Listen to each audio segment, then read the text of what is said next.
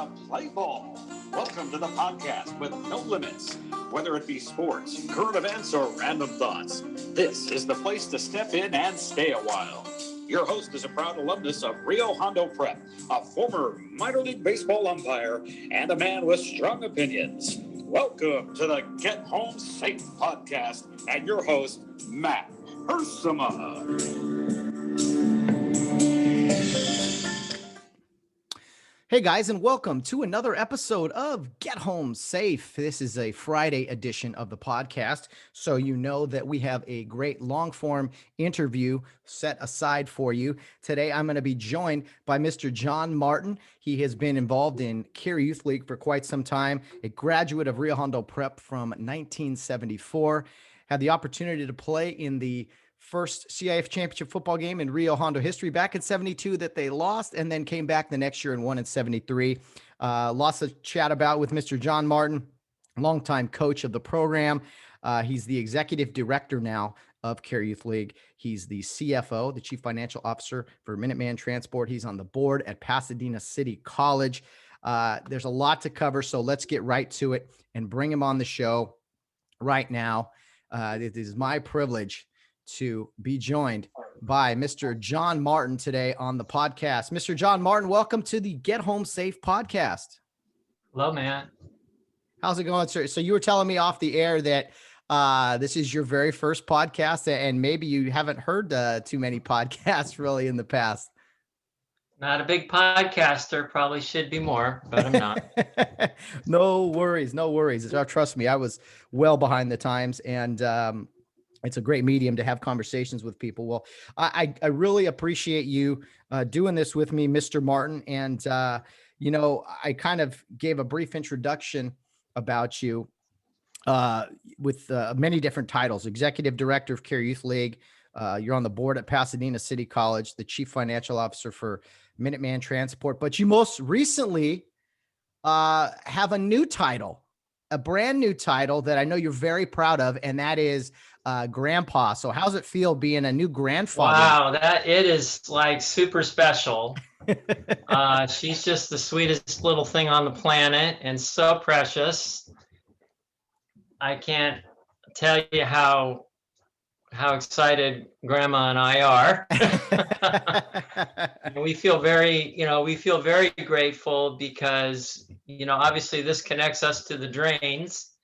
And so, that's just a really neat thing. We're looking forward to Mother's Day. The Drains and Martins are going to do it all together. So that's going to be a lot of fun. So, wow. Janet and I are thrilled, and we're just thrilled for her. And we're thrilled to be a part of a, pretty special extended family there with all the Drains, and Absolutely. looking forward to watching her grow.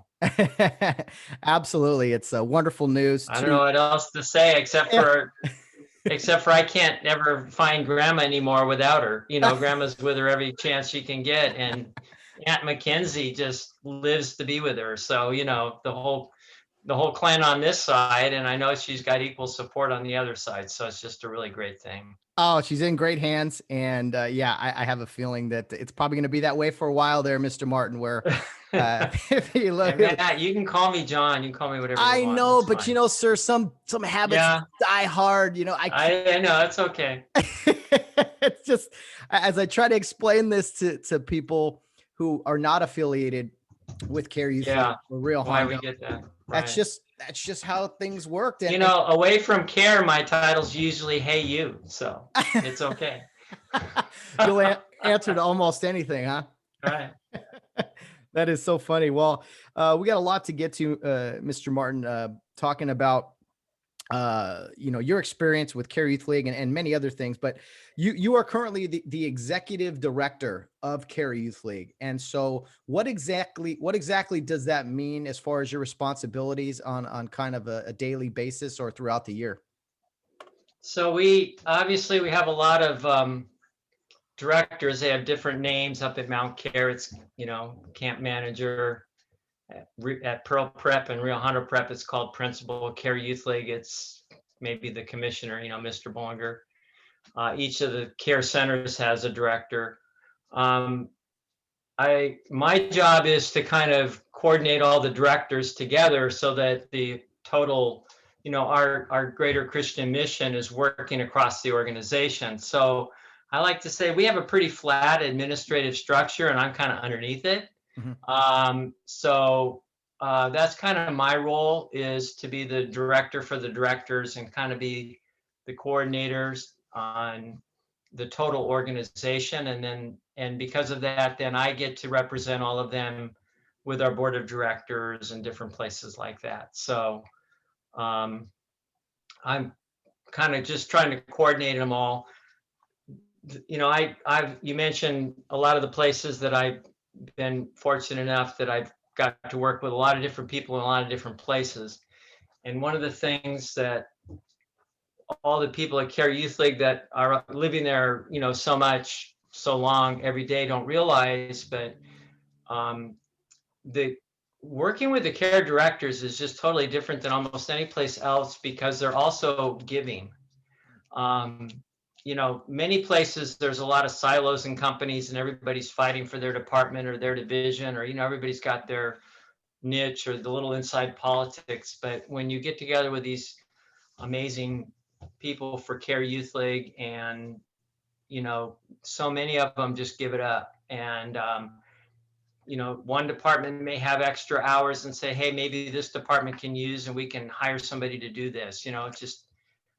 Just the last month or two, we're working on how to improve, obviously, all the time, how to be more efficient, and how can we help more children. And the finance department was, Mr. Fullerton's this amazing CFO, and he's saying, well, I have these finance hours, but I think development could take them, and then we could get maybe a new 40-hour job here. We can hire somebody, and so it's like that all the time. All these directors are just in there for the greater Kare Youth League, what can we do for all these students? What can we do for all these members? And it's really not about them. Well, so anyway, that's the joy I get, is to work with people like that. Yeah, sound like you got us a flyover there for yeah, I did. Yeah, way to go. Right. Absolutely. Well, yeah, People Magazine, I'm sure. Well, let me ask you, okay, Kare Youth League is a wonderful foundation, Christian based, trying to bring children to God through sports mostly, and those just a wonderful cause. But what I've saw at times is when people are passionate and also competitive, which a lot of people are at Kare Youth League, sometimes a lot of people like Kare are. Yeah, you start these games, and I fortunately was the referee of a lot of these games, so I saw kind of how people turn the tide a little bit. Now, everyone has the same goal in mind, God, and it's all wonderful. But in some of these meetings, does it get a little competitive? Does it get a little dicey and edgy maybe? And there they go again. They're circling over again. I'll let them go by before I answer.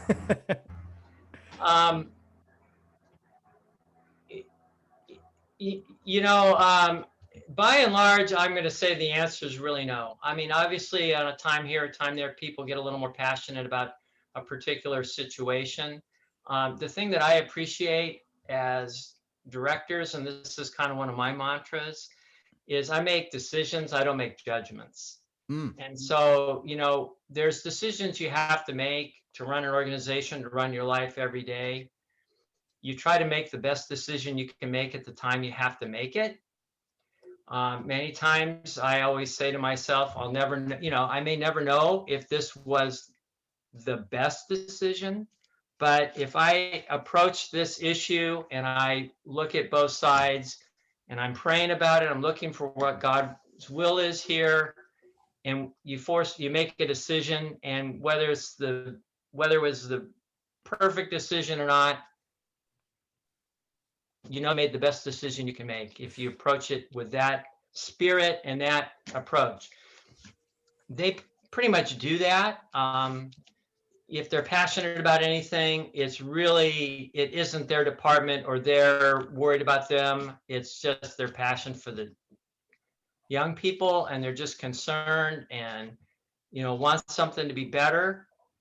And yet at the same time, you know, because we try to make as many decisions as collectively as we can as a group, you know, because there's wisdom in numbers, as the Bible says, you know, there's also a lot of support for the wisdom of the group. Mm-hmm. And so sometimes you don't, sometimes somebody may not be on the majority side of something, but there's, you know, a trust in the wisdom of the group.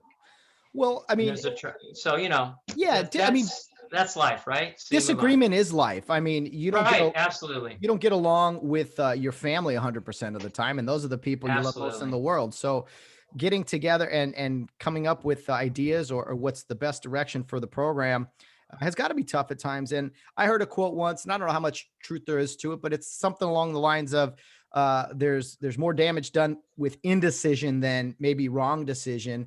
And so I think indecisiveness kind of, yeah, it's like, okay, let's just make a decision here, ultimately is what kind of leadership has to do at times. And I want to ask you about you have lived your whole life, it seems like, in leadership positions, especially now. What to you, not necessarily a leader in Kare Youth League, but just a leader in life, what are some of the biggest traits that you think leadership needs to have or should kind of characterize?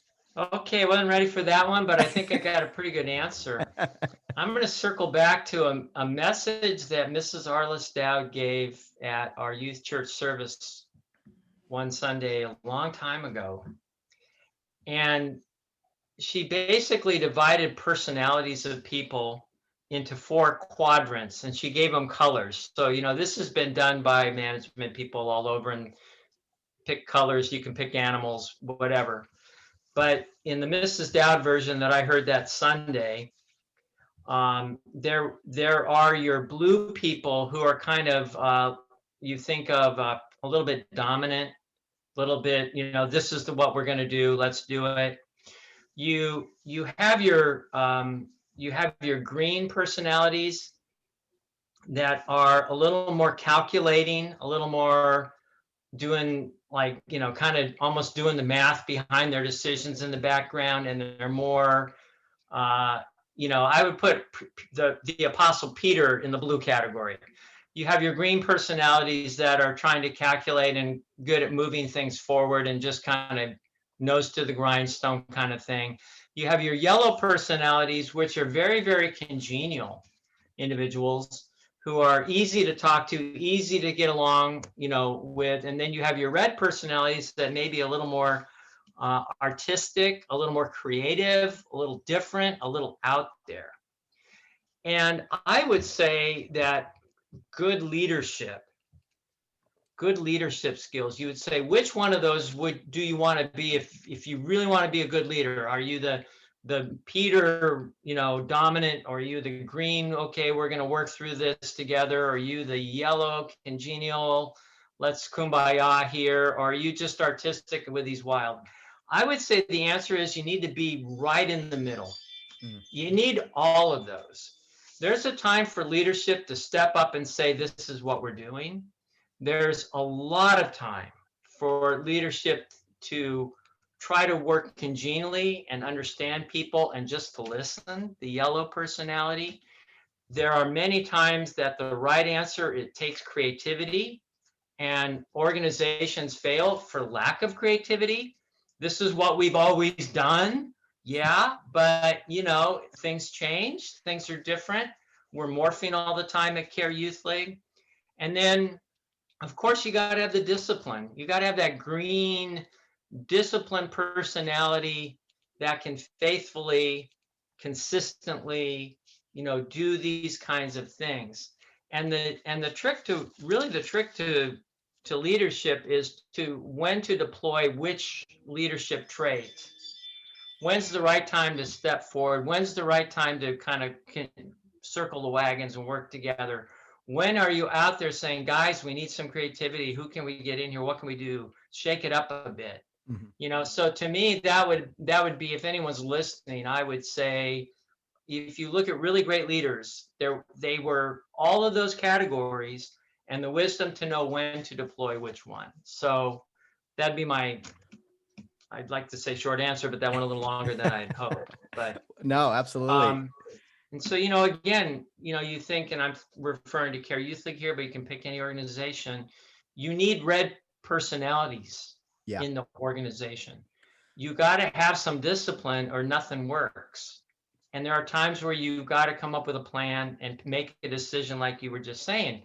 Part of my job is to make sure I said, and I started before executive director, I was the principal at Pearl Prep. And I said, if I really can do my job really, really well, I will always get the right question before the right group in the right time, and I'll never have to make a decision. And I almost went 7 years at Pearl Prep without doing it. Finally, one day, Mrs. Moore came into me, and we went through 5th grade at that time. And she was the 5th grade homeroom teacher, and she said, Mr. Martin, we just have to have you come in here and help us. For graduation for the 5th grade class, for that final lunch, half the classes voted for hamburgers and half the classes voted for pizza. We can't break the tie. We have to have you make the call. I think that was the only decision that I ever had to make as principal at Pearl Prep. Was it going to be pizza or was it going to be burgers? That's a big one, though. That's a huge. That was huge. That was huge. Oh. Yeah. So, I think good leadership, you try to get the right question in front of the right group. And you try to do it in the right time, because like you mentioned, sometimes you pull a trigger, you don't know the right answer, you don't make a judgment, you make a decision, and you move on. Yeah. There you go. Who are some leaders throughout history, maybe that you kind of look to? I mean, for me, George Washington, Abraham Lincoln, military side of things. I mean, he wasn't a popular figure, but George Patton was a guy I liked. I mean, again, no leader's perfect. There are none out there, but those are just some for me. I look to a lot of coaches too, and just, it could be anybody. I mean, maybe it's someone at Kare Youth League too, but yeah, I never thought about it like that, because you just kind of, you see great things from so many different people. I'm just gonna punt on that one. No worries. There's not any name that doesn't gravitate to I don't know, other than obviously, just to see how obviously then the immaculate example of Jesus himself and what he did, and with those 12, and how he, other than that, I don't have any name I can pick. No worries. It's fun to bounce these things around. Sometimes I'm with a buddy, Todd Carson, or, we talk about leadership and things of that nature. And I'm just like, right. Who I'd like to talk to is someone from his, and, you bring up different names, Navy SEAL leaders, former presidents, all kinds of people, because I can't imagine. I mean, I coached for a short time, a small group of kids. I can't imagine being a leader of these big organizations. But you're someone that has done that for quite some time now. And what can you tell me about your experience with Pasadena City College and how you got involved in that over the years? Well, it's interesting. I got involved thanks to Mr. Warren Weber, who was on the board at the time. That's, Leslie Osborne's dad. And he was on the board, and an open seat where I was living in Temple City was available, and he knew I was kind of interested in politics. I had gone to PCC, but really the heart of it was back when we were running all the Kare Youth League tree lots. We had a business dealing with somebody we bought some trees from, and he basically was crooking us. It was just horrible what he was trying to do. And so when Mr. Weaver came to me and said, there's this opening, I'd like you to think about it. And I was 23 at the time, thinking like, why would he be talking to me? And I was thinking like, I don't know that I'm the right fit for that. I'm only 23. I like politics. I love PCC.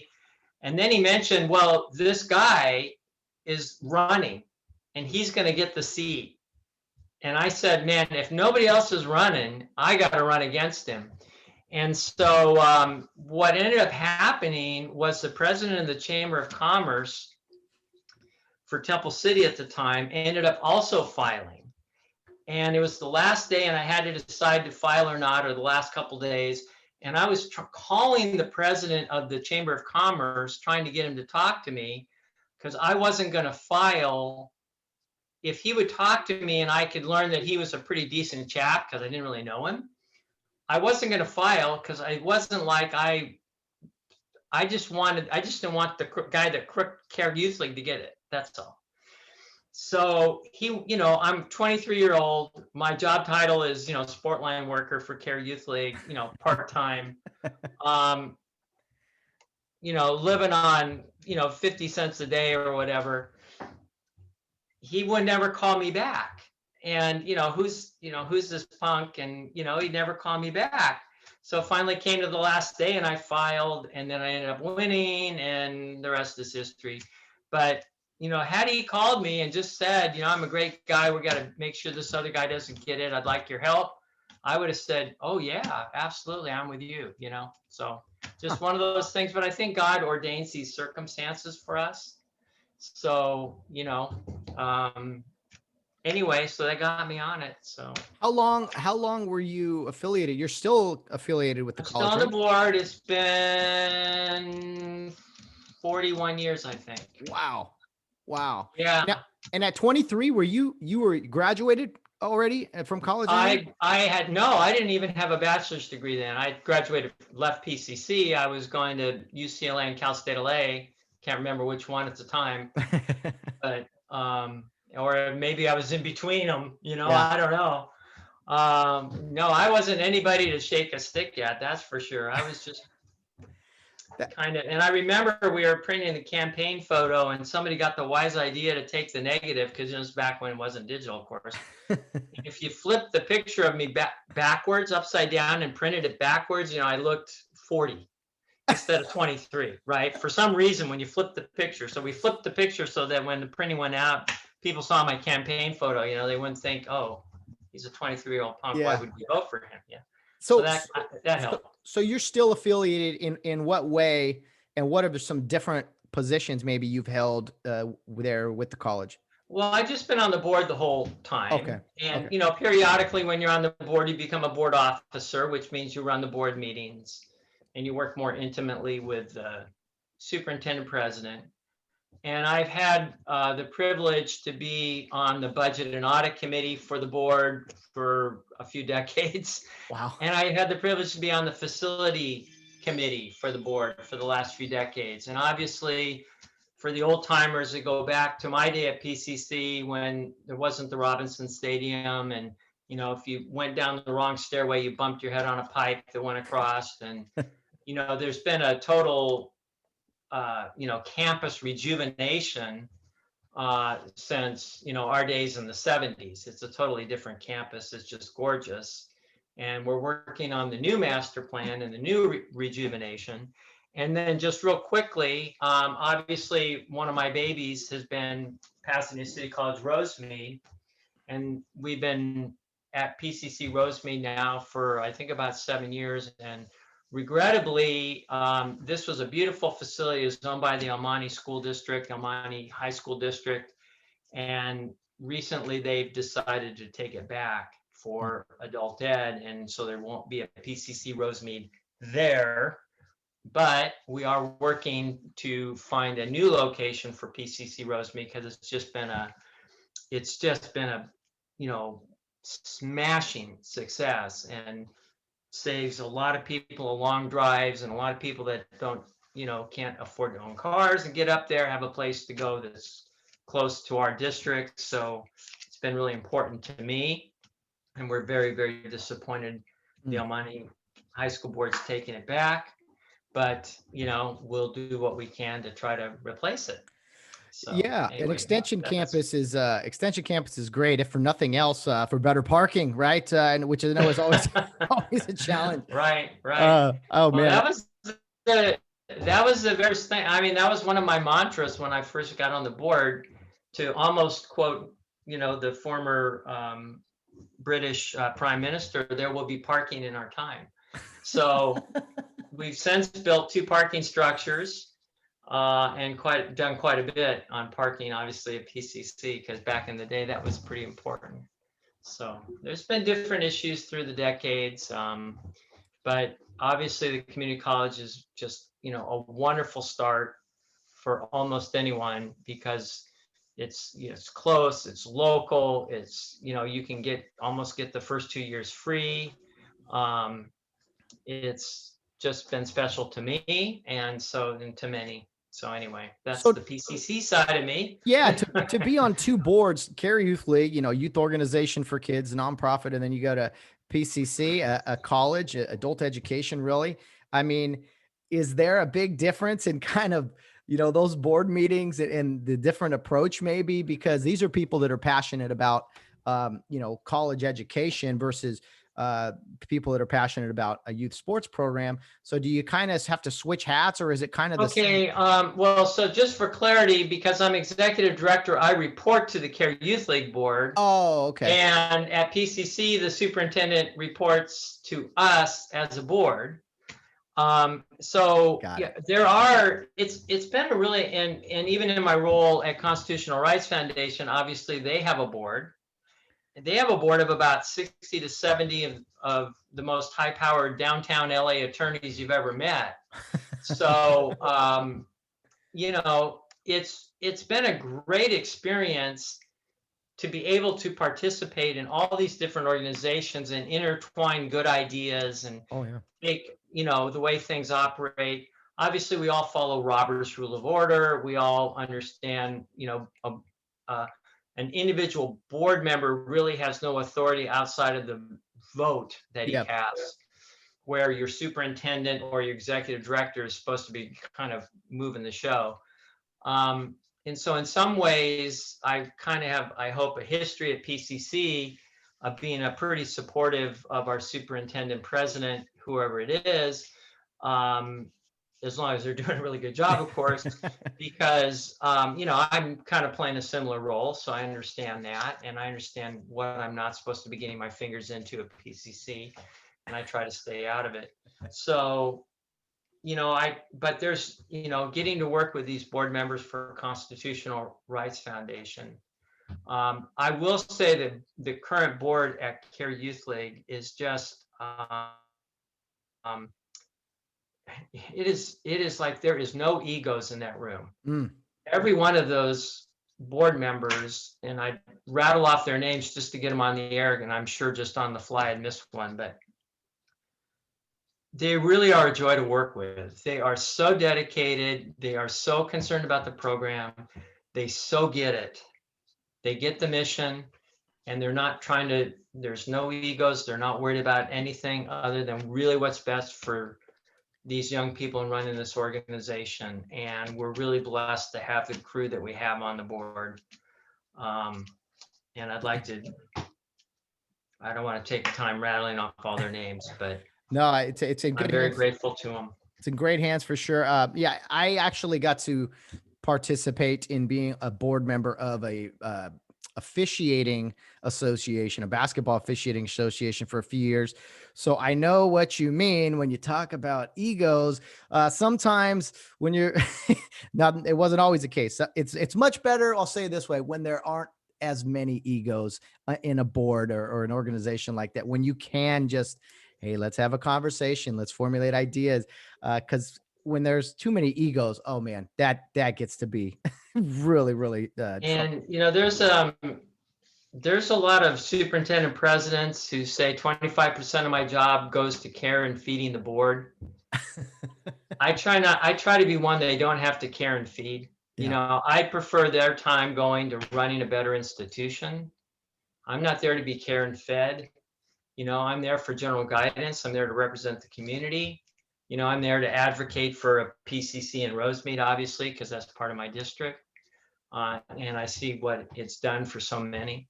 But, that's the way our board is. They require no care and feeding. But obviously, when they come in with the ideas and the comments and the things and the direction they're giving us, and it's good direction, it's our job to work together and try to do it. And we are. We've launched our 5150 renewal campaign. And obviously that's been a long time coming. But there were several board members who in the meeting just said, under, new agenda items, new but old agenda items, this part of the campus, we've done all these great things, Cyber Center, blah, blah, blah, but we got to do something here in the middle. And obviously the plan, if you haven't seen it, Jimmy Hanna did a rendering and been part of our design committee, and it's just amazing what's going to be coming. Part of that's this art center that Mrs. Parker's been spearheading for us. It's done, and just amazing where Caroline Hall's this new art center now. It's just gorgeous with mirrors and dance floor and, all the arts. Mr. Mark Carson's been leading the charge on our fitness room renovation, and Mr. Robert Bray's just been in the middle of every step of the way. Current Rio dad, Mr. Scheffler's come in and just donated thousands of dollars of concrete work. It's going to be awesome. Oh, wow. And the final new turnaround, right where the buses used to park, for those that remember that, will now be this big turnaround where kids can go through a security gate, and we're going to try to have those gates monitored so there'll be a little more security during the campus day, and a place for them to wait, and new shelters, and more trees, more landscape, and night lighting, and it's going to be a different place. So a lot of that came because the CARE board said, this needs to be a priority now. Oh yeah. Hang on, let me eliminate that. Okay, no worries. Wait, unless it's President Biden, then I might have to get it. You got to take it. You got to take Mr. John Martin, a man. No, not this time. Not this time. Not the president. He still doesn't want to hear from me. Oh boy. Man, a busy man getting phone calls all over the place. Okay, well, then we'll let it go. Yeah, no, I think it was Marriott. They keep trying no matter how many times they say no. Well, I think those are some amazing additions to CARE and Rio. That sounds like, man, some great new groundbreaking. Yeah, you talk about the Stiver Center. Whatever you guys do, Mr. Martin, you got it. Make sure you keep that little basketball court there in front of those concession stands. That's where kids that's where kids grow up and compete. I hate to tell you, we're not keeping it, but we're moving it. We're moving it on to field 2. Okay. And we're going to do it all on concrete. So it will be the same, but slightly moved and hopefully better. Okay. Young men need those courts, and young ladies. I mean, that was the very first thing we heard. Life and death out there playing pickup games. Yeah. Come on now. That's awesome. Especially on the 8.5 footers, right? Absolutely. Guys like me can touch the backboard. Gotta have the donkeys. Gotta have it. Priority, top of the list. Well, I'm so excited to hear all those great things about improvements for the organization and Rio and CARE. Absolutely headed in a great direction. You mentioned something briefly, the Constitutional Rights Foundation. Tell listeners what that is about and kind of your role there. Okay, well, Constitutional Rights, and we go by CRF for short. They have a lot of programs. They're all centered around civic education for, middle school, high school for young people. They have a quarterly publication that goes out to thousands of people about the Bill of Rights in action, where it's nonpartisan, tries to, present a better democracy would be the simple answer of what we're trying to do. Their hallmark program is that they write and manage the mock trial program for the state of California. So every year they write a case, which you've experienced if you've gone through Rio. And I don't know how many thousands of schools, because every county, I think almost every county in California runs their own mock trial using the case that we've written at CRF. And we run the LA County mock trial, which gets run out of the downtown courthouse, so in the non-COVID times, so that students actually have a chance to be in court. They play the role of attorney, they play the role of bailiff, they play witnesses. They play these different roles. It's a competition. So one time they're defending, one time they're prosecuting. And young people, there's a middle school and a high school competition, so 2 different competitions. Basically, the winners of all the counties come together for a state competition. And when CRF runs the state competition. And and that's different places in the state. Sometimes it's been in Riverside over by the Mission Inn at the convention center. More recently, it's now going to be scheduled for the downtown courthouses, but it's been in Sacramento and different places. So we run that final state competition. And basically what we're showing, young people that participate in this, because it's just like, it's just like a basketball team or a football team. There's schools in Southern California that hang their mock trial championship banners. But we're showing them how the legal system works as part of a better democracy. So the great program that they run, I have very little to do with, other than, again, I'm kind of the finance guy behind it. There's a board member who's technically the chief financial officer that I kind of work with very, very closely. We've been really blessed to have some great men and women doing those roles. A really high-powered board that contribute a lot.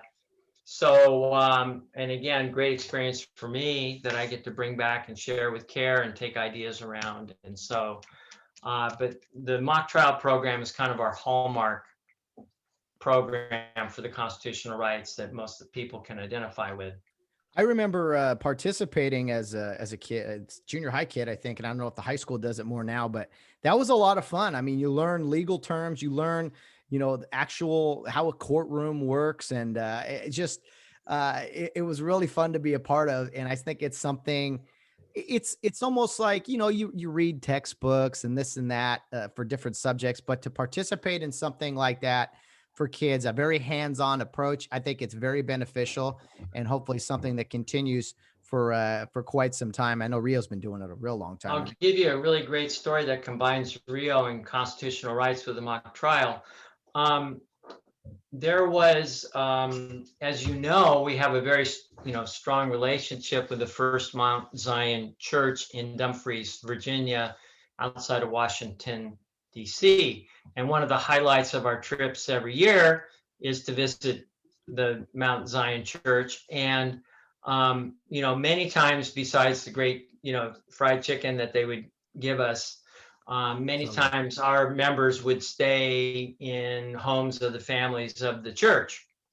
Well, we got a call one day from the church, and one of its members had been accused of a crime. And the crime had allegedly occurred at the same time that our trip was at Mount Zion, and some of our members were staying in the home of the person who was alleged to be involved in this crime. And this was an attorney for the defense of this church member of Mount Zion, asking if they could pay some students to fly back to Mount Zion and give a deposition that they were in this house and what they saw and what they did while they were there as part of the defense of this. And obviously they'd be chaperoned by an adult teacher. So and I don't remember, it might've been Mrs. Dowd at the time as principal, I don't remember Mrs. Orchburn, but when we went to talk to the parents of the young people about this situation, the parents and the young people, and I think they were even middle school, said, "Oh, we understand exactly what you're talking about. We were all in mock trial. We know what you're talking about. You need a witness, and we need to give this deposition and tell them what we saw. Sure, no problem, as long as obviously they're with an adult chaperone from Rio." And they flew back, gave their deposition, and came back and understood it perfectly and didn't have any problem as part of that defense. And that was because they had experienced it with mock trial. Wow. So that puts two of my worlds together. No kidding. Wow. That's a very unique experience. Oh, this is just like mock trial. Not exactly. Yeah. Little real. A little more real. Oh, right. I love the Mount Zion. Tina Coates, we stayed with her. She's a big leader over there. And just wonderful group. Remarkable people that are so giving to Kare Youth League and Rio Hondo Prep when we visit. Okay. Where was I? Okay. Couple things, Mr. Martin, that were semi-connected to, at least my memories of you. first of all, my first Kare Youth League game was a football game in Arcadia, and we played the Indian Braves, the team you were coaching. I showed up for my game afternoon, whatever, and I saw the Gators and Indian playing each other, and I was like, I must be late. I was a second grader. So I go out onto the field. I sit on the bench. My coach is Mr. Boyer. He was like, it took a few minutes, but I just went and sat on the bench and then realized, oh, there's different age groups. This wasn't my game, but you were coaching the first game I ever played in Kare Youth League. A little bit of trivia there. I know, way back when. What would that have been? 1992, we'll say. Oh my, it's been like 29 years. Anyway, but I remember that. And then you worked at Minuteman Transport, or still do, as a CFO there. And I was working there briefly. And I one of my big responsibilities, it's a big company. Big responsibility though was getting the workers lunch. I mean, you didn't want to mess up orders. And the John Martin special was a 6-inch Subway turkey wheat. I can't remember it all, but you were the same order every single day. What a memory. Yeah. The same order. Are you still eating the same turkey sandwich every day? No, I've tried to drift. I've drifted away from Subway, though I'm still on a pretty Mediterranean diet, but not so much Subway. Every time. Well, to be honest, I have my wife leftovers every day at lunch, and it doesn't get any better than that. Oh, that's way better. They're better for lunch than they are for dinner the next day. So. Oh, John Martin, a 6-inch. So, but you bring up something, or you bring up some point that I'm really rather proud of, Matt. And okay. I don't have a lot to be proud of, but this is one of them. There's very few people that can claim what I can claim. So when I first started coaching at Kare Youth League, I worked with junior high, and that back then it was like 7th and 8th grade. I think I did it for a year, and then I was told by the leadership, I'm a college kid, Archulay, right? We call it. That the next year, instead of 7th and 8th, they wanted me down in the 5th and 6th. So, and then I did that for a year, maybe 2, part of Archulay, and they said, okay, now we think you might be better with the 4th graders. And, I ended my career at Kare Youth League with the last 10 years of coaching, at least, maybe more, I can't count, coaching the kindergartners, right? I mean, there isn't many people that have successfully worked their way down the coaching ranks the way I have successfully done it, to get to the last 10 years where, they finally said to me, the 7-year-olds, yeah, okay, maybe you ought to try the kindergarten. Yeah. So, but that's my claim to fame. I've worked my way year by year, step by step, grade by grade, all the way down, and I'm just proud of it. So there you go. That's my story. So hey, I must have been in my prime when you came to that first grade or whatever grade it was game. But hey, coaching kindergartners is no joke. That is tough. I mean, they take what you say literally, and sometimes I was coaching a kindergartner one time, and I said we're during ground balls, right? Baseball. And I rolled the ground ball, and he wouldn't put his glove all the way down on the ground. I finally said, hey, put your glove on the ground. And he looked at me for a second, and he dropped his glove and put it on the ground. And I go, oh, okay. This is one of my favorite coaching moments of all time. You gotta be specific. Well, so I had to let you in. I'll let you in on a secret. This is what we call the 5th grade, kindergarten coaching rule. It's a code of honor amongst Kare Youth League coaches. It doesn't really matter what you do, but the one thing you can't do is bring Oreo cookies or M&Ms and put it on the opponent's bench. Cardinal rule, you don't put anything like that on the opponent's bench. That's just not fair. That's not playing fair. So we try not to do that. We try to maybe have snack for our own team after the game, but you can't drop anything like that over on the opponent's bench. So game over. Yeah. Okay. So in Kare Youth League, Kare Youth Church, they rotate speakers. Maybe it's a little different now, but I got to tell you, Mr. Martin, anytime I open the first thing, you get to youth church, you open the program, the very first thing you look at, who's speaking today? Is this going to be a long one? Oh, good. It's Mr. Martin. Yes. So you, Chris Horton, Ken Drain, you guys are definitely my top 3 of favorite church speakers. And speaking of M&Ms, again, I don't know why I remember some of the things I do. You did one message with M&Ms. Maybe that was a kid one. You dressed up as a pirate, I think, at some point. And, and then you did another great message again with candy. You knew how to reach people.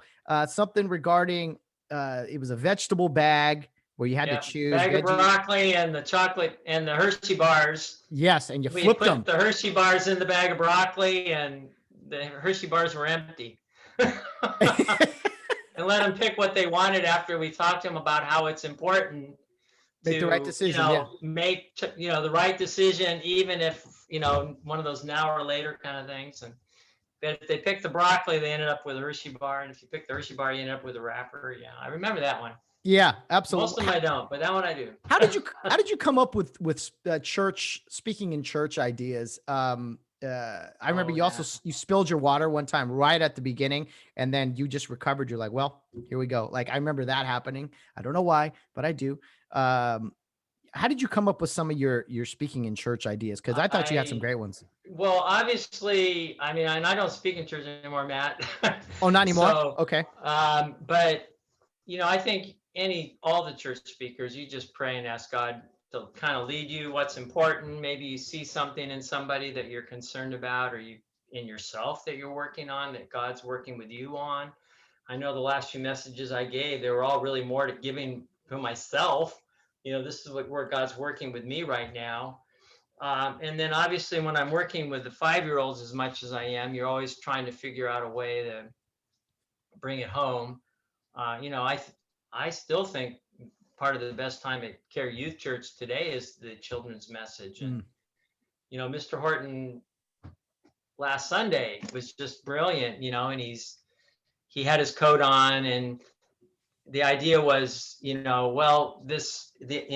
the idea of, oh, well, I need to change my life. I need to change, the coat. And he gets another coat and he puts it over it, and another coat and he puts it over it, and another coat. And he goes, what's wrong with this? Well, there's something you got to shed, there's a part of the Christian experience, it's something you got to shed. So it was, those are to me the best part. But anyway, I think like the speakers today, they pray and let God lead them. And yeah, sure appreciate it. Mr. Horton's obviously our main pastor, and if people don't get a chance to come or watch him online, he's just, obviously God is working in his life. And we thought there'd never be another Mr. Hampton. We had Mr. Osgard, and we thought there'd never be another Mr. Osgard, and we have Mr. Horton. So we're very fortunate. Yes, absolutely. Well, I always appreciate, in all seriousness, always appreciated your messages. And with those children's messages, a lot of times those are pretty good for adults too, if we're honest. I mean, they're simple and to the point, and sometimes it speaks to us adults too. So outstanding stuff. Let me see here. Okay, let's go back a little bit. We've talked about a lot of present day stuff or recent history. Let's go back a ways to your beginning in Kare Youth League. How did you stumble upon 5150 Farna Avenue and maybe it was Boys Christian League? Okay, so my mom worked for a dentist, and the dentist, his children were in, so she heard about it. And because she worked, I spent all my afternoons at Bob Young's house with Mrs. Young, looking after us. And so obviously my mom talked to Mrs. Young, and one day Mrs. Young took Bob Young and I down to Kare Youth League. And so we were Bobby and Johnny, and Mr. Johnson was our coach, Mr. Randall Johnson. So, obviously one of the greatest coaches in world history, not to mention Kare Youth League history or any place else. And so that was just, an awesome experience. And it took him about a week or two to figure out which one of us was Bobby and which one was Johnny. But, that happens still today, right? So, but I had never really played any sports and never really did anything. And my very first baseball game, we're playing Arrowhead, and he loans us the old flannel uniforms, and I remember the pitcher was like the closest thing to putting the ball on the tee. I mean, it was just like perfectly lobbing them in. And I got 3 hits to the outfield, I think 2 doubles and a triple, and stole a bunch of bases. And, Mr. Johnson thought he had found the natural. And I never played. Totally beginner's luck. The next week, we're playing Crystal. And the pitcher was a gentleman named Clyde Christensen. And Clyde Christensen, I can still picture him on the mound today. And he had this hat, reminds me of almost Craig Klingman when he pitched. He was just like Craig Klingman. He just threw bullets. And Mr. Johnson had moved me from wherever I was at the end of the order to the second batter because, I went 3 for 3 and he thought he had the natural. I didn't touch the ball 3 times up. I never touched the ball. I struck out twice. I think I may have walked once. Never touched it. Never saw it. Clyde was throwing bullets. And then Mr. Johnson had a reality check. Okay, he's human. This is just whatever. He's just. Now, this is my story for you. You should be interviewing Clyde Christensen because Clyde ends up going on and last year, Clyde Christensen was the quarterback coach for the Tampa Bay Buccaneers. Obviously coached. So he coached Tom Brady last year to the Super Bowl championship. So he really should be on your show because, Clyde is the only person on the planet. Now, there's a lot of people on the planet that can brag about striking out John Martin twice in a single day. But there's not a lot of people on the planet that can brag about striking out John Martin twice on a single day and coaching Tom Brady. That's right. Absolutely. The resume, I mean, come on, nobody else has that. Nobody. I tell you, he's got a story to tell. We got to reach out and get him on. That'd be great. Yeah. So you do that. You reach out to Tampa Bay. Tell him John Martin is still upset about that 3rd grade game back whenever it was. Maybe we'll line it up. See if he still got it and you still got it. I'm sure he still got it, and I'm sure I got what I had back then, right? That is awesome. Yeah. Former boys Christian. Just for the record, I think my lifetime batting average was $125. I don't know. Oh boy. Well, except for on the summer trips. There was something about on a summer trip with Mr. Hampton.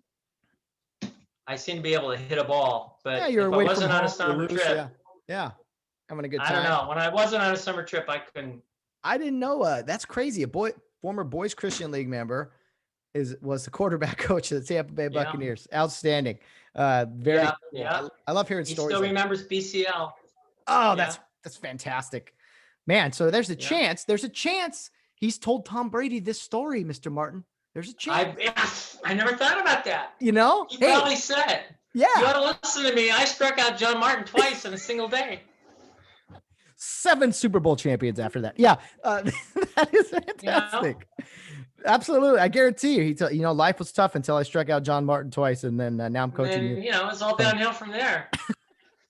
That's a great story. There's probably quite a few other people that can make that John Martin part.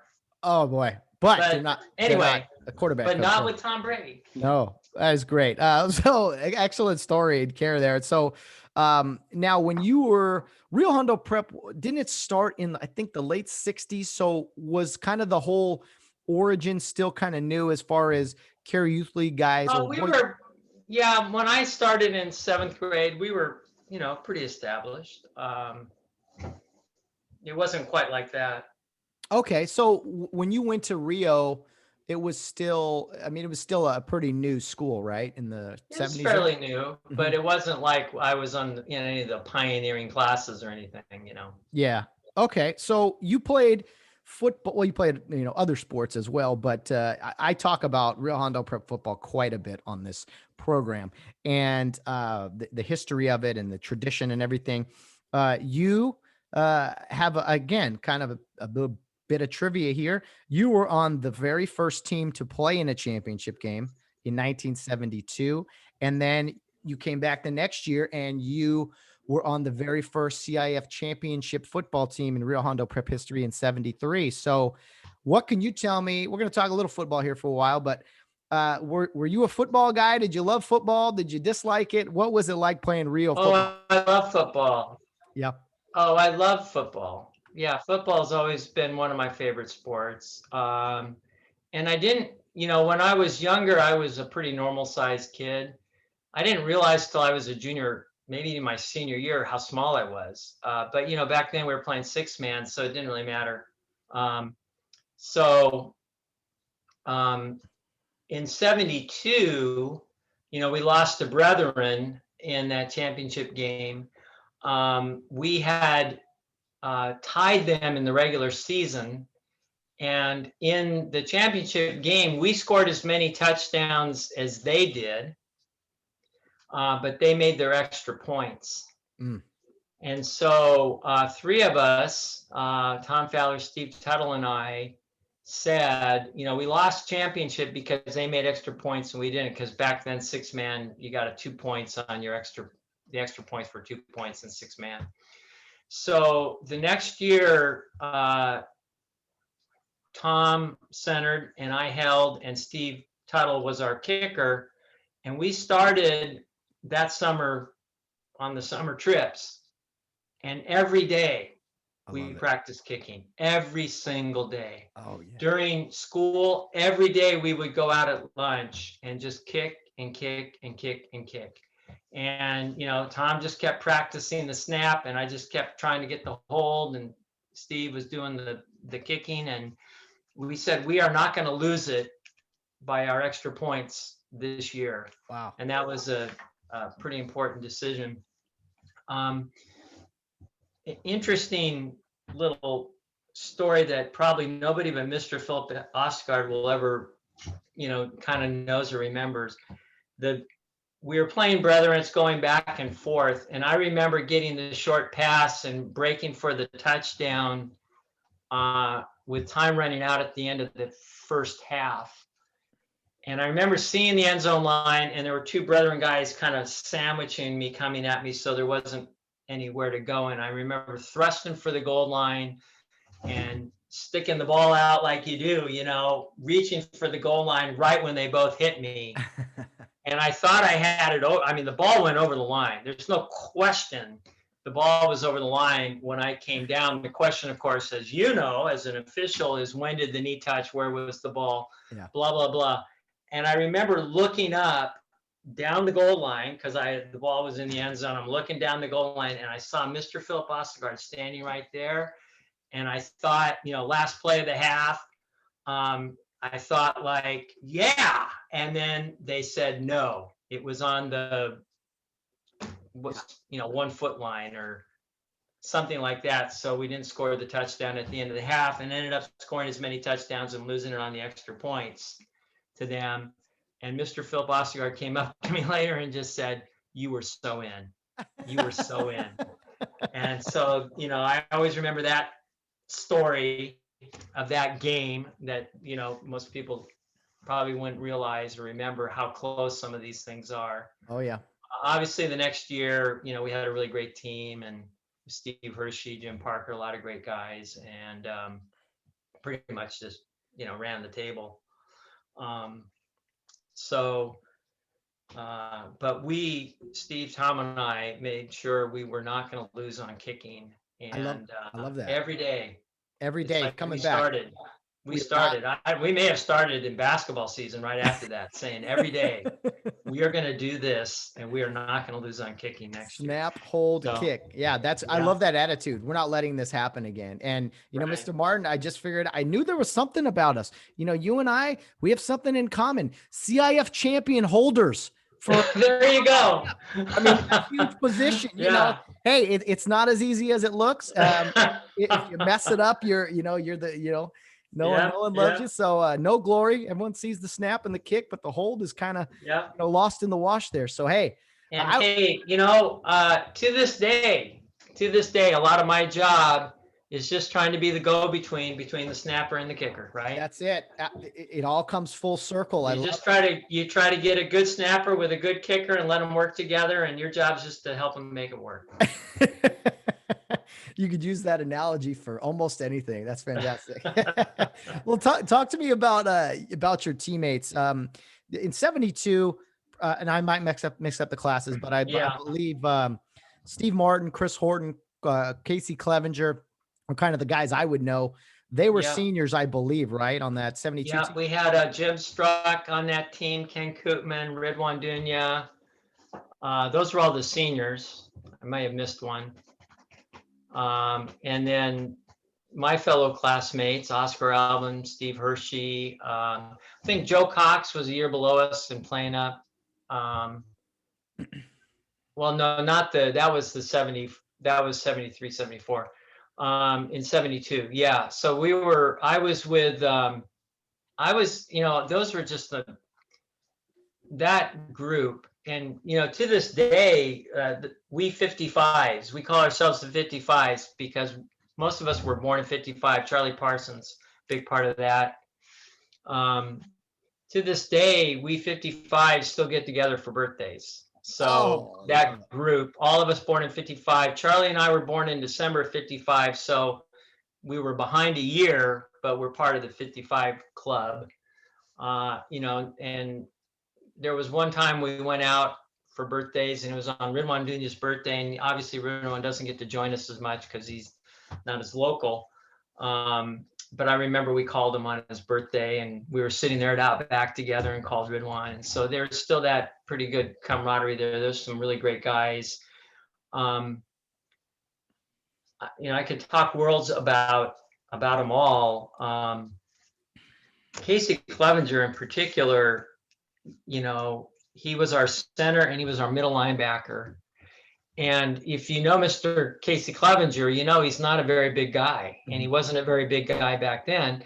And we had, the Steve Martin scramble, just like Steve Hershey, Jim Parker the next year, spread everybody out. We had 2 plays, spread left, spread right. I mean, it was like, either the ends went out or they went across. And that was all we did. It was like P1, P2, I think we were called P1 and P6, but it didn't matter. It didn't matter what you do. The object was get the ball to Steve, everybody spread out, and there's no way in the world one guy is going to tackle Steve Martin. And if they put 2 guys on him, whoever comes on him, Steve will throw him the ball and we go. And that was basically the entire offense. And it wasn't anything more complicated than that. And if you had Steve Martin, it worked. But Casey was the middle linebacker, and some of the other teams, when we played Brethren, these were big dudes. We played Ambassador. These were really, really big guys. And Whittier Christian at the time had this big runner, 250 north, power fullback. And though we were spread and danced around everybody and play the spread game, everybody else was playing power football. And they were just sending these big blockers and these big power runners over Casey Clevenger play after play after play. And, here he is, 5'7", 150 pounds or something, making tackle after tackle after tackle. He's just getting pounded into the ground. He's turning right around, playing center on offense. No one ever, didn't go out or anything to rest. And he gets back up at middle linebacker. And he's doing it again and again and again.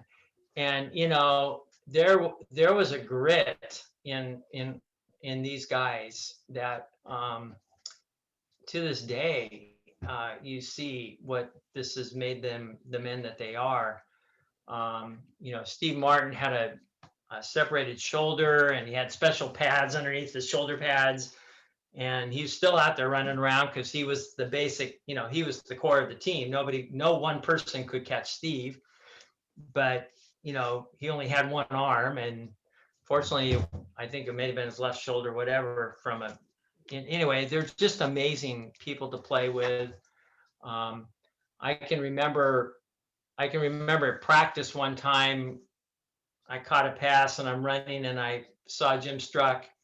And we went head to head, or maybe he was running at me and we went head to head to make the tackle. And I said, I'm going to get this guy. And, Jim was a big guy. And I remember he bounced me about 10 yards. I think I hit him square with a shoulder pad and he took me 10 yards down the field on a bounce. And Casey came up to me afterwards and said, you're everybody's favorite tackling dummy. Because you just fly when we hit you. I think I was about 129 at the time, I weighed 129. And so, everybody enjoyed tackling me because I was not very beefy, Oh boy. but they're a great group. My claim to fame in Rio history was I have a 100% passing career. I don't know if you know that. Oh, what is that? Every pass I've ever thrown in my high school varsity career was complete. Oh, okay. And not only was every pass I ever threw complete, every pass I ever threw made a touchdown. Touchdown. How many? How many we talking? I 10, threw 12? one to Ken One. Koopman in the end zone. One for one. Yeah, I shocked against Pasadena Poly. Shocked them out of their minds. They had no. They probably had a scouting report. The guy he fakes the pass all the time. Always keeps them back, so it gives you 5 yards before they get to you because you're faking the pass. I'd be 10 yards down the field. You fake the pass, 10 yard, past the line of scrimmage. You can fake the pass and the guy slow down and Yeah. stop. It works. I don't know. That looks stupid, but it worked. Hey. Anyway, so no one would ever think I threw it. And then one time against Poly, I don't know what happened. I just threw it and Koopman caught it in the end zone. And anyway, so that put me in real Hall of Fame history because of, I got 100% passing career. Who can beat that? I love it. Oh, I hear Yeah. you. Yeah. Oh, I absolutely. try not to mention that there was only one. If you could edit that part out. Yeah, 100%. Yeah, 100% completion, passing touchdown completion. percentage. Don't mention I only threw one. Sure thing. You mentioned Casey Clevenger, tough as nails. Steve Martin, very talented. I've heard great things about him in playing. You mentioned Charlie Parsons. I think for most of us kids, the nicest human being on the planet, especially at Mount Right. Care. But that Jay Mr. Chris Lindemann. Jay Lindemann was a big part of it, and Steve Tuttle, of course. Tuttle. Yeah, I've heard He was Tuttle. our Some middle great names. linebacker, and talk about next year when Casey was a middle linebacker, Steve and Jay Lindemann, another great guy. Stepping part in, of yeah. that team. Well, talk to me about Pastor Chris Horton. Did he despise football as much as he says he did, or do you think secretly he liked it? I always tease him about this. I think he despises it about as much. Yeah, and and this is what you got to say about Chris. He really did not want to do it, and yet he was like our our utility man. Mm-hmm. Anybody got hurt anywhere, anything went wrong, Chris filled in and could do it. Yeah. He didn't want to, but he could. He could do the quarterback for Steve if he had to. He could do center for Casey if he had to. That same Brethren game, I went out. He took my spot. He could do everything and anything, but he just didn't really want to.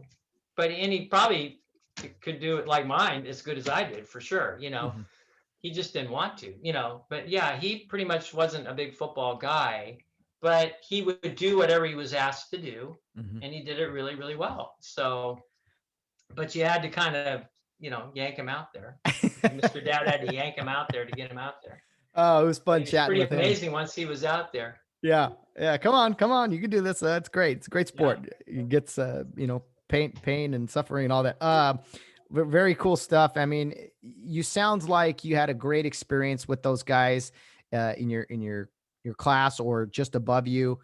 Playing experience at Rio, the 55s. I think that's awesome. The birthday celebrations, and now it's got to be cool for you to see. How should I say this? To continue your friendships now into your later years after high school. All these years later. Not everyone does that. Some people say they will, but I think it's really cool to see the sincerity of the friendships now that you've carried with you all these years.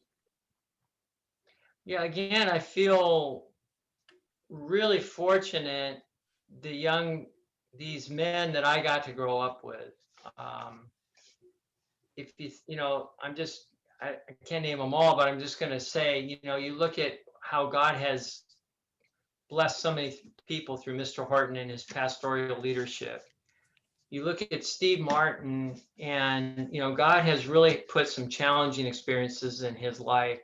I can't think of any greater spiritual testimony to a statement of faith than to be married to one of the most beautiful spiritual women in the world, and to lose her at such a young age with 4 children, and raise those 4 children and retain a faith in God through that experience that says, I know God has what's best for my life, for my children, and nobody can comprehend this. And yet that was the Steve Martin that I got to witness. I mentioned Casey Clevenger, and there is no more giving person on the entire planet. What he does, he's this amazing IT guy. He's also our mock trial coach, mock trial leader at Rio. He runs music, he runs sound, he teaches history. He just gives and gives and gives. He's had a lot of physical issues, ever since we can remember back in his asthma days. And here he is with asthma and can hardly breathe, and he's out at 2 a.m. flocking trees at our Christmas tree lots. Just this testimony, this pillar testimony. You look at Mr. Parsons, and we kind of celebrated a little bit last Monday, a monumentous moment at Kare Youth League when Mr. Bill Lee became our new Mount Kare director, and Mr. Charles Parsons, who's been the director at Mount Kare for decades, I can't think how long, is now going to be the assistant director. Obviously, we're in really good hands there with the major. But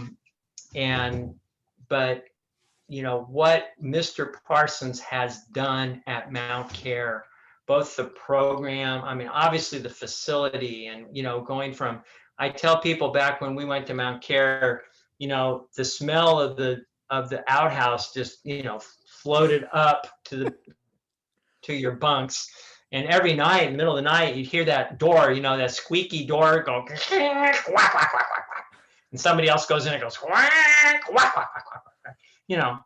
Looking at that flashlight down in that outhouse toilet shining up at you with that light on, wondering, I wonder whose flashlight that is, all that thing. But today we have etched glass on the dining room halls, showers and flush toilets and bunk rooms, and we're having family camps this year up at Mount Kare. Oh yeah. Because of this COVID situation, it's going to be more family camps. We're really excited about that. Mr. Lee, all the different things that are going on there, these beautiful A-frames he's done, all the beautiful things he's done. Obviously his wife, Diane's been a big part of it.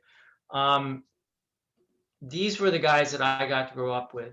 These were the guys that, when Mr. Ork said you're drinking 3 glasses of milk and eating green vegetable every day and jumping rope, we were out there in our backyards together at 10 p.m.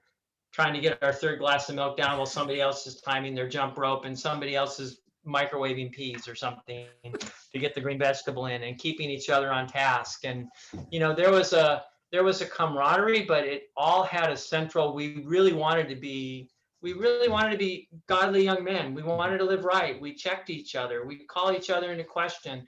I can remember the time we had to do this jump roping thing, and Casey was sick. Again, he's asthmatic, right?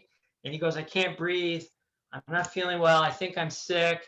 And I'm going, oh, Casey, you've got to do 3 minutes of jump roping 3 different times. I don't care. This is your responsibility. You have to do it. And he's out there in my backyard because I can remember the spot. And it turns out the next day he ends up in the hospital with pneumonia because he had pneumonia. And no, but I'm his friend. I'm out there. But Casey, you have to do it. This is our task. This is what we do. It's the right thing. That we had that camaraderie as a group, that we really wanted to live godly lives. We wanted to do it right. It wasn't easy. We weren't perfect. We got into trouble. We did mischief. Yeah, okay. But that's the guys I got to grow up with and still get to be friends with today. And I just wish everybody could have that, because that was just what really held me together. So I can't say enough. And yeah, I can remember the crazy Monopoly parties with Roger McNichols and some of the other guys at my house. We're up till 3 a.m. playing Monopoly, and and if Roger McNichols was the funniest guy on the planet. So it wasn't like we were angels or anything, but there was a fundamental pillar underneath it that this is really what we wanted. Oh yeah, that's we should all be so fortunate to have friendships like that last a lifetime. And I know I'm fortunate to be close with a few of my friends from growing up, and yeah, that's one of the best things about Kare and Rio is establishing those friendships early. And going on through life. Well, kind of as we get around third here, let me ask you, what is the future for Kare Youth League? You mentioned some of the great Oh, additions, wow. but what do you foresee as a future for Kare Youth League? The Oh, future is now, of I'm course. really excited about it. And actually, I tried to make this comment Monday night at our all leaders meeting, um, because what I'm excited about is we have a lot of depth in the leadership of Kare Youth League as we move into the next generation. So you may or not, we've had some retirements, recently at Kare Youth League, and yet there's I'm going to call them younger leaders because they're younger than me. That doesn't, I don't know if they consider themselves young anymore, but they seem young to me, and even younger leaders than that. We've worked hard over the last decade or two to keep hiring new younger leaders so that there's kind of a lineup going through the system for the next generation of both directors and leaders at Kare Youth League. So we're investing in all three of our centers. We're trying to beef up our support for Wingate Park a little more this year, hiring some more help. Obviously, Kare Park has just been a sensational place. It's just beautiful. I mean, you can just handle so many people, and you don't have to have 5 people on parking just to find the one last parking spot or anything. It's just, well designed. And the Upland program has been sensational. Obviously, Mr. Dave Carson Jr. out there with the Upland Youth Church, and Kyle Corral's leading all of that. And the leadership they have out there is the most incredible leadership in Kare Youth League. I mean, Mrs. Pauline Murphy is just, everybody's, the absolute, it doesn't get any better than being on her team unless you're with Mr. Randall Johnson in India and in 63 or something. I mean, it's like, they just, across the board, there's great young people. Mr. Ty Loomis is taking over as our running Kare Park. And, he's pretty, I'd call him relatively young, but he knows the Kare work ethic. He's not afraid to work. He knows how to deal with people. He's a very, very talented young man. I think God's working in his life. I can say that. Just pick a spot at Kare Youth League, and there's somebody young that I can see coming in. And so I'm really very optimistic about Kare Youth League. I'm excited to get the center renewal project done. The 5150 campus, more Rio Hondo now than Kare Youth League, but still Kare Youth League. Really will have an appearance about it that it's never really ever had, since the pigs ran through back in the 50s or whatever. Like I said, we designed Kare, we were given an opportunity to design Kare Park the way we wanted it. And we started with, Philippians 4:8, whatever's good, whatever's right, whatever's honest, whatever's pure. How do we create a campus for young people that when you're here just makes you feel like you want to do what's right? And we actually started with that as our kind of our biblical center, so that we designed that park so that, a parent can almost sit right at that tree in the middle and look out on all 4 fields and see the restrooms, see the playground, see the basketball courts. Everything you need to see, you can see from right here. You can watch 2 games at once. And there's all these fields. And yet, it's just this feeling about it, looking over the majesty of the dam and the beautiful Sangerville Mountains. So we've been very, very blessed. God's been very good to us. There's always challenges. Of course, we have challenges. The Kare leadership gets paid, squat. They've always got paid squat. We try to give them squat plus change now. We're always trying to see if we can improve our revenues, maybe get some more donations to try to give them squat plus change plus $1, that's life. And, anytime we have an issue and you take it to the leadership and, okay, we have this financial issue. These are the most underpaid people on the planet. And you go in, well, we got this financial issue. Anybody have an idea what we can do about it? Well, we can all take a pay cut. And I'm like going, no, that's not an option, people. You're already underpaid. You can't take a pay cut, okay? Because it's like, yeah, just take it off of us. And care leaders all the time are saying, oh, this kid can't afford to come, or you can't do this. So can I pay for him? Can I do this? Just can you take it out of my check? Really just. It's just this opposite problem, whereas the administrator, I'm kind of saying, no, you have to take the money. I know you're doing 2 other jobs because this is your job and you can't afford, but we really only want you to only do 2 other jobs. We don't want you to have to do 3, so we need you. So this is the kind of, spirit that we work with. It's just so different, but it's just, so I'm very optimistic about the future, and I'm optimistic because of the young leaders that we have, the tremendous group of Arch-Filet that we have, which is our college program for those that don't follow. Rio Hondo Leadership Academy is what it's called, and the recent RH-Filet graduates who have stepped into leadership, who I think, they're still in their 20s, so I think of them as being very, very young, and yet obviously these are mature adults doing a really great work for Christ. So I think we've got a positive future ahead of us. There's not a better organization, better group of people than Kare Youth League, Rio Hondo Prep. The future is now, as the motto is, or their future is now. So excellent. Happy to hear all that information. Mr. Martin, this has been a pleasure. I really appreciate you taking the time out of your very busy schedule to sit down with me here to talk about. Oh, excellent. Mr. Martin, this is okay. And this is all kind of a joking, kidding thing to end the show here. Does anyone ever, do you know who Tim Kurkjian is? Has anyone ever told you look like Tim Kurkjian or sound like him? Yeah, I have. I've heard that before from 1 or 2 people, and I've never, I think maybe one time I might've seen him. He's on, Baseball on TV, Tonight, maybe once on ESPN. Yeah. Every time I see him, I think of you. Well, it's working for him. I'm happy. So good luck, Tim. I'm glad to hear it. And if you ever have a sick day and you need a fill in, I'm here. You can call me. Absolutely. But I don't know that I can handle what you're doing. No, well, I think that people probably tell him he looks like John Martin. There you go. That's what happened. Did he ever tell you look like John Martin? He probably says, which one? Yeah. How many John Martins there are? Well, the one that got struck out 2 times by Tom Brady's quarterback coach. That one. That's right. That's right. Oh, okay. Yeah. Not everybody gets struck out twice by Tom Brady's quarterback coach. That's right.